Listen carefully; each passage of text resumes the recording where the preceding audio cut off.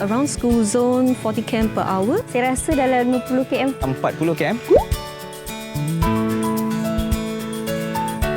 Untuk hari ini kita ada driving simulation.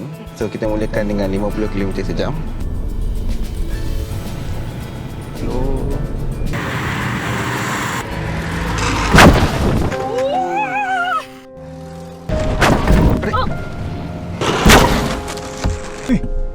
Sangat bahaya kan?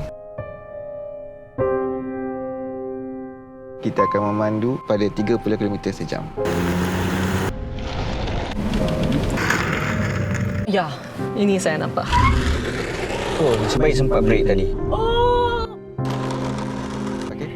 Selamat. Sebab itulah kita ada had kelajuan di kawasan ni, iaitu 30 km sejam saja.